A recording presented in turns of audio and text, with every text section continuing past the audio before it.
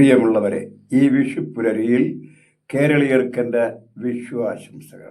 അതോടൊപ്പം തന്നെ അല്പം ഓണറേറിയം കൂട്ടിക്കിട്ടുന്നതിന് വേണ്ടി 65-ാം ദിവസം സമരം ചെയ്യുന്ന, നിരാഹാരം സമരം ചെയ്യുന്ന, രാപ്പകൽ സമരം ചെയ്യുന്ന എൻ്റെ സഹോദരിമാർക്കും വിഷു ആശംസകൾ. മാത്രമല്ല, ഒരു ജോലി കിട്ടുമെന്ന പ്രതീക്ഷയിൽ വർഷങ്ങളോളം കഷ്ടപ്പെട്ട് പഠിച്ച് പരീക്ഷ എഴുതി റാങ്ക് ലിസ്റ്റിൽ വന്നിട്ട് ആ റാങ്ക് ലിസ്റ്റ് കാലാവധി അവസാനിക്കുന്നതിന് മുമ്പ് ഒരു ജോലിക്ക് വേണ്ടി സെക്രട്ടേറിയറ്റ് മുന്നിൽ സമരം നടത്തിക്കൊണ്ടിരിക്കുന്ന എൻ്റെ പൊന്നുമക്കൾക്കും ഈ വിഷുപ്പുലരി ആശംസകൾ. ഈ രണ്ട് കൂട്ടരുടെ സമരം ആശമാരുടേതൊഴികെ മറ്റു സമരം വിജയിക്കുമെന്ന് ഒരിക്കൽ പോലും ഞാൻ കരുതുന്നില്ല. കാരണം ഇനി ഏതോ ദിവസങ്ങൾ മാത്രം പിണറായി എന്ന് പറയുന്ന നികൃഷ്ട ജീവി ഇവരോട് മുഖം കൊടുക്കുകയോ ഒരു ചർച്ചയ്ക്ക് തയ്യാറാവുകയോ ചെയ്യാതെ ആ നികൃഷ്ട ജീവികളുടെ ജീവിതം തല്ലിക്കെടുത്തി വിടും. അതാണ് അദ്ദേഹത്തിൻ്റെ സ്വഭാവം എന്നുള്ളത് കൊണ്ട് അവരിൽ എനിക്ക് യാതൊരു പ്രതീക്ഷയില്ലെങ്കിലും എൻ്റെ പൊന്നുമക്കളോട് കൂടി ഐക്യദാർഢ്യം പ്രഖ്യാപിച്ചുകൊണ്ട് ഇന്നത്തെ വിഷു ഞാനും ഉച്ചഭക്ഷണം ബഹിഷ്കരിച്ചുകൊണ്ട് ഇവരുടെ സമരത്തിന് വേണ്ടി, പ്രത്യേകിച്ച് ആശാ വർക്കർമാരുടെ സമരത്തിന് വേണ്ടി, നിരാഹാര സമരത്തിന് വേണ്ടി ഞാൻ ഉച്ചഭക്ഷണം നിരസിച്ചുകൊണ്ട് അവർക്ക് വേണ്ടി നിരാഹാരം അനുഷ്ഠിക്കാൻ തീരുമാനിച്ചു എന്ന വിവരം കൂടി അറിയിച്ചുകൊണ്ട് അവരുടെ സമരത്തിന് ഐക്യദാർഢ്യം പ്രഖ്യാപിച്ചുകൊണ്ട് ഞാൻ ഈ വീഡിയോ ആരംഭിക്കുകയാണ്. സത്യം പറഞ്ഞാൽ ഭരണഘടനയോട് വിശ്വസ്തതയും കൂറും പുലർത്തുമെന്ന് ഉറക്കെ പ്രഖ്യാപിച്ച് ഭരണഘടന തൊട്ട് സത്യം ചെയ്ത് അധികാരത്തിലേറിയ ഈ പിണറായി വിജയനും മന്ത്രിമാർക്കും MLA-മാർക്കും സഖാക്കൾക്കുമൊക്കെ സത്യത്തിൽ ഒരു ഗവൺമെൻറ് എന്താണെന്നറിയാമോ? അല്ല, ഞാൻ അറിയാത്തത് ചോദിക്കുകയാണ്.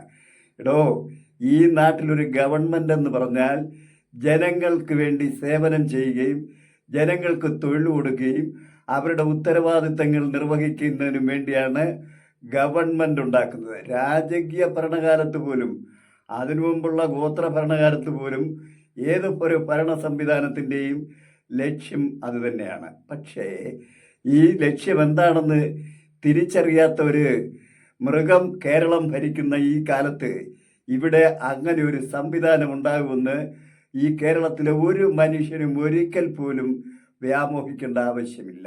ഇവിടെ നടക്കുന്നത് സഖാക്കളും മന്ത്രിയും മുഖ്യമന്ത്രിയും അവരുടെ സഖാത്തികളും തമ്പുരാട്ടിമാരും കൊച്ചമ്മമാരും ഒക്കെ പണം സമ്പാദിച്ച്, കോടികൾ സമ്പാദിച്ച് മൃഷ്ടാന്നമായി ഈ ദിവസം ഉച്ചയ്ക്കുണ്ണുമ്പോൾ പട്ടിണി കിടക്കുന്ന എൻ്റെ സഹോദരിമാരെക്കുറിച്ച്, ഈ കേരളീയ പുത്രിമാരെക്കുറിച്ച് അവർക്ക് യാതൊരു ലജ്ജയുമില്ല, ഉളുപ്പുമില്ല.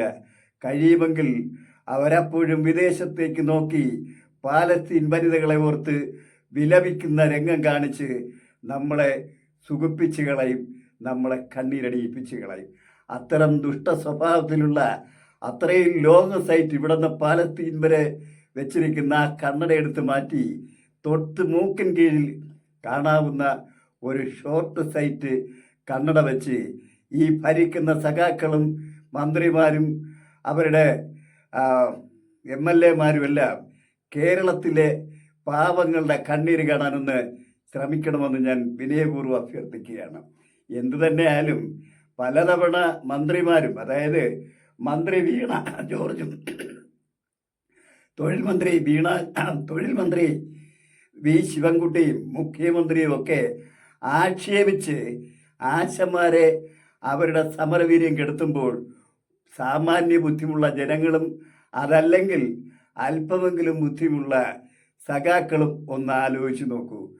കേരളം ഭരിക്കുന്ന മുഖ്യമന്ത്രിയുടെ മകള് കടലാസ് കമ്പനി ഉണ്ടാക്കി മാസപ്പടി പറ്റി കോടികൾ സമ്പാദിക്കുന്നത് പോലെ അത്തരമൊരു രാജ്യദ്രോഹം ചെയ്തവരാണോ? അതുപോലെ രാജ്യദ്രോഹികളാണോ നമ്മുടെ ആശമാര്? എൻ്റെ പെങ്ങന്മാരെ രാജ്യദ്രോഹികളാണോ? എൻ്റെ കുട്ടികൾ രാജ്യദ്രോഹികളാണോ? അവർ തൊഴിലില്ലാതെ ഇവിടെ അലയുകയാണ്. തൊഴിലില്ലാതെ മയക്കുമരുന്ന് വിറ്റും ജീവിക്കാൻ വേണ്ടി മറ്റെന്തെല്ലാം അനാശാസ്യ വൃത്തികൾ നടത്തിയും അവർക്കിവിടെ ജോലി കിട്ടാതെ അലയുമ്പോൾ PSC എന്ന് പറയുന്ന നോക്കുകുത്തിയിലേക്ക് കോടിക്കണക്കിന് ശമ്പളം വാങ്ങി, കോടിക്കണക്കിന് യാതൊരു ഡിമാൻഡും വയ്ക്കാതെ തന്നെ എല്ലാവർക്കും വാരി വിതറി ഇവിടെ ഒരു സ്വേച്ഛാധിപത്യം നടപ്പാക്കിക്കൊണ്ടിരിക്കുന്ന ഈ ഗവൺമെൻറ്റിനെ കേരളത്തിലെ ജനങ്ങൾക്ക് അംഗീകരിക്കാൻ പറ്റുമോ? പട്ടിണിയും ദാരിദ്ര്യവും അനുഭവിക്കുന്ന ജനങ്ങൾക്ക് വേണ്ടി എന്താണ് ഈ ഗവൺമെൻറ് ചെയ്യുന്നത്? എന്തെങ്കിലും ഒരു ജനകീയ സേവനം, അതായത് ഗവൺമെൻറ് എന്ന് പറഞ്ഞാൽ ജനങ്ങളിൽ നിന്ന് ചുങ്കം പിരിച്ച് ആ പണം കൊണ്ട് ഇവിടെ അവർ സുഖിച്ച് വാഴുന്നു മാത്രമാണോ? അവർ ഈ ജനത്തെ പണയപ്പെടുത്തി ഒരനുവാദം പോലും ചോദിക്കാതെ സകലവിധ ജനാധിപത്യ മര്യാദകളും കാറ്റിൽ പറത്തിക്കൊണ്ട് അവർ കടം മേടിക്കുന്നു. ലക്ഷോപലക്ഷം രൂപ, ഏതാണ്ട് 4 ലക്ഷം കോടി രൂപയോളം 3.5 കോടി ജനങ്ങളെ പണയപ്പെടുത്തി പണം മേടിച്ച് ആറാട്ട് നടത്തി സുഖിച്ച് ജീവിക്കുന്ന ഈ ഭരണവർഗത്തിന് ജനാധിപത്യ ബോധമെന്ന് എന്തെങ്കിലും മനസ്സിലാകുമോ? ജനാധിപത്യ ബോധം ഏതെങ്കിലും കമ്മ്യൂണിസ്റ്റ് മന്ത്രിമാർക്കോ ഏതെങ്കിലും സഖാക്കൾക്കോ ഇവിടെ ഉണ്ടോ? ഉണ്ടെങ്കിൽ ഭിക്ഷക്കാരെ പോലെ ഈ ആശമാരും ഉദ്യോഗാർത്ഥികളും ഒരു സെക്രട്ടേറിയറ്റിൻ്റെ മുന്നിൽ സമരം നടത്തുമ്പോൾ ആ സമരത്തെ കണ്ടില്ലെന്നടിച്ച് അവരെ പരിഹസിച്ചും ആക്ഷേപിച്ചും തളർത്തി നടത്തുന്ന ഈ ഭരണാധികാരികൾ സത്യപ്രതിജ്ഞ ചെയ്തത് ഈ കേരളത്തോട് അല്ല, ഇന്ത്യയോട്, ഇന്ത്യയുടെ ഭരണഘടനയോട് കൂറും വിശ്വസ്തതയും പുലർത്തുമെന്ന് ഉറപ്പിച്ച് പ്രഖ്യാപിച്ചുകൊണ്ടാണ് ഇവർ ഭരണത്തിലേറിയത്. ഈ ജനങ്ങളെ വിറ്റ് കാശ് മേടിക്കുന്നവരെന്ത് വിശ്വസ്തതയും കൂറുമാണ് ഇന്ത്യൻ ഭരണഘടനയോട് പുലർത്തുന്നത്? ഇന്ത്യൻ ഭരണഘടനയോട് കൂറ് പുലർത്തുന്നതിന് പകരം ഭരണഘടനയെ വഞ്ചിച്ച് ഇവർക്ക് കേരളം ഭരിക്കാൻ എന്താണ് യോഗ്യത? അത് ചിന്തിക്കാൻ ഇവിടുത്തെ ജനങ്ങൾക്ക് കഴിവില്ലെങ്കിലും മറ്റ് രാഷ്ട്രീയ പാർട്ടികൾ കഴിവില്ലെങ്കിലും അവരും അത് പാതയിലൂടെ നീങ്ങുന്നവരാണ്. ഞാനൊന്ന് ചോദിച്ചോട്ടെ, ഇവർക്കെതിരെ കേസ് കൊടുക്കാൻ ഇവിടെ നവാബ് രാജ്യത്തിനെ പോലെ അതല്ലെങ്കിൽ ജോമോൻ പുത്തൻകപ്പരക്കലെ പോലെ എന്തുകൊണ്ട് ഇവിടെ ആൺകുട്ടികൾ ഉണ്ടാകുന്നില്ല? ഞാൻ നിങ്ങളോടൊപ്പം നിൽക്കാൻ തയ്യാറാണ്. ജോൺ മോൻ പുത്തൻപുരക്കല് ഒരു അഭയ കേസ് തെളിയിക്കുന്നതിന് വേണ്ടി വിവാഹം പോലും വേണ്ടെന്ന് വെച്ച് ജീവിതം ഒഴിഞ്ഞു വെച്ച ആളാണ്. ഇപ്പോഴും അദ്ദേഹത്തെക്കുറിച്ച് നമ്മൾ കേട്ടറിയുന്നുണ്ട്. അദ്ദേഹം പല കേസുകളും കൊടുക്കുന്നുണ്ട്. അദ്ദേഹത്തോടൊപ്പം യോജിച്ച് നിന്നുകൊണ്ട് ഇവർക്കെതിരെ കേസ് നടത്താനും പാട്ടപ്പിരിവെടുത്തെങ്കിലും നമ്മൾ ജനാധിപത്യ ബോധമുള്ളവർ ഈ ഇത്തരം സ്വേച്ഛാധിപത്യ ഗവൺമെന്റിനെതിരെ നമുക്ക് കേരള കോടതിയിലോ സുപ്രീം കോടതിയിലോ പോയി പറയാം. ഇവർ ഇവിടെ ഭരണഘടന ലംഘനം നടത്തുന്നു, ഭരണഘടനയോട് വിശ്വസ്തതയും കൂറും പുലർത്തുമെന്ന് പറഞ്ഞതിന് ശേഷം അധികാരത്തിൽ വന്നവർ ജനങ്ങളെ ഭിക്ഷക്കാരെ പോലെ വലിച്ചെറിഞ്ഞ് അവരെ മദ്യവും മയക്കുമരുന്നും നൽകി പട്ടിണിക്കിട്ട് കൊന്നൊടുക്കിക്കൊണ്ടിരിക്കുന്നു. ഇതൊരു ഭരണമല്ല. ഈ ഭരണം പിരിച്ചുവിടണമെന്നും മറ്റൊരു ജനാധിപത്യ രീതിയിലൂടെ ഭരണം ഇവിടെ ഉണ്ടാക്കിയെടുക്കണമെന്നും ഒരു ഇലക്ഷൻ നടത്തണമെന്നും ആവശ്യപ്പെട്ടുകൊണ്ട് എത്രയും പെട്ടെന്ന് ഗവൺമെൻറ്റുകൾ ഈ ഗവൺമെൻറ് പിരിച്ചുവിടുന്നതിന് ഇവിടുത്തെ എല്ലാ ജനങ്ങളും, അതായത് തൊഴിൽ വേണമെന്ന് ആഗ്രഹിക്കുന്നവർ, ജീവിക്കാൻ ആവശ്യമായ പണം വേണമെന്ന് ആഗ്രഹിക്കുന്നവർ, ചികിത്സ കിട്ടണമെന്ന് ആഗ്രഹിക്കുന്നവർ, നല്ല വിദ്യാഭ്യാസം കിട്ടണമെന്ന് ആഗ്രഹിക്കുന്നവർ, അത്തരം ജനങ്ങളുടെ പ്രതിനിധികളുണ്ടായി ഇവർക്കെതിരെ കേസ് നടത്താൻ മുന്നോട്ട് വരണമെന്ന് ഞാൻ ഈ അവസരത്തിൽ ആവശ്യപ്പെടുകയാണ്. മാത്രമല്ല, ഇവിടെ ഈ സ്വേച്ഛാധിപത്യത്തിന് വളമൊരുക്കി കൊടുക്കുന്ന എല്ലാവിധ ദുഷ്ടപ്രതിഭകളെയും ഇവിടെ ഒന്നൊറ്റപ്പെടുത്തിക്കൊണ്ട് അതിൻ്റെ രാഷ്ട്രീയത്തിൻ്റെ മുഖം നോട്ടമോ അല്ലെങ്കിൽ ക്യാപിറ്റലിസത്തിൻ്റെ മുഖം നോട്ടമോ ഇല്ലാതെ, മതത്തിൻ്റെ മുഖം നോട്ടമില്ലാതെ എല്ലാ മതങ്ങളെയും ആ സന്ദർഭമനുസരിച്ച് കൂടി നടന്ന് അവരുടെ പുറകെ ഒരു സമയം അവരെ നികൃഷ്ടജീവി എന്ന് വിളിക്കും, അടുത്ത സമയം ചെന്നവരുടെ കൈമുത്തും, പിന്നെ കാല് പിടിക്കും. വെള്ളാപ്പള്ളി നടേശൻ്റെ വീട്ടിൽ ചെന്ന് വെള്ളാപ്പള്ളി നടേശൻ മതേതരവാദിയാണെന്ന് പറയും ഒരു സമയം, അടുത്ത സമയം ഇവിടെ തീവ്രവാദികളെല്ലാം രാജ്യ സ്നേഹികളാണെന്ന് പറയും.